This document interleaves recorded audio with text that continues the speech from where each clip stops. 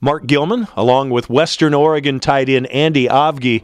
And Andy, your story a bit unique for many football players here at Western Oregon, as opposed to those who have been with the program 5 years. You decided your senior year, hey, why don't I play some football? And the rest, as they say, is history. You've certainly had quite an impact on this team. Talk about what led you to your decision to come play football for the Wolves. I always knew when I chose to play basketball here that eventually I want to get back into playing football, and I just felt like this was the right time. And I talked with my family and some alumni, and I mean, they didn't come up with the decision, but ultimately I wanted to play. Now you got out here, and what kind of things did you get used to pretty quickly? I mean, a lot of it was different. The thing I would say I got used to mostly was just being the physical part, just, you know, being knowing that people are going to come and hit me. And I mean, I think I handled it okay. I'm still working on it.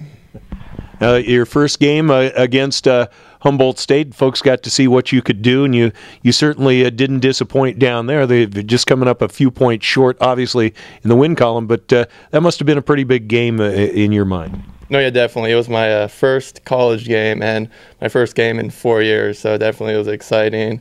And unfortunately, I got hurt in that game, but I came back, and I mean, I'm healthy now. Yeah.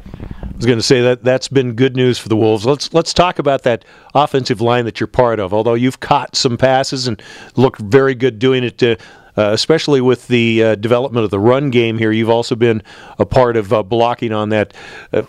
Talk about how this offensive line has really developed over the course of the season. I think we're really just sticking to the simple things, just being good at our hands, our footwork, and ultimately just our fundamentals. We're just sticking to what we practice sticking to what we do in practices, and just we harp on that every day.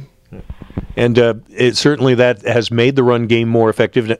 Malik Braxton being back there has helped, and now Joe Harris has been as healthy as he's been for a while. You put those in there along with what Phillip has been doing at quarterback, and that really makes the team a whole lot more balanced and a whole lot more dangerous. Yeah, no, definitely. Malik's a big help. Only being a freshman, I mean, the sky's the limit for him. He'll be great definitely in the future. And then Joe being back, I mean, it's nice having two running backs being able to run kind of similar type of running backs, and then offensive line is just doing great. So it's definitely a team effort.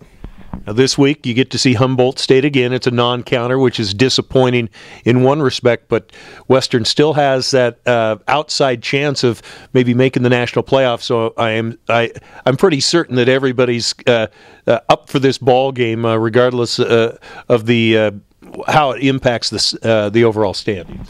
Yeah, no, definitely. But right now we're just focusing on what we can control. We got Humboldt in front of us, and I mean, we're coming in, ready to beat them, and whatever happens whatever happens after that happens after that. All right.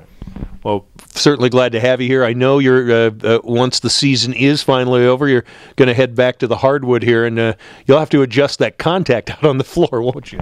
Yeah, no, definitely. I'll have to be a little less pushing guys and a little more finesse. But I mean, I've been playing it for 4 years, or this will be my 5th year, and I think the adjustment won't be too bad. All right. Well, tight end Andy Avgi, as always, thank you very much for your time and the excitement you brought to the field this year. Thank you.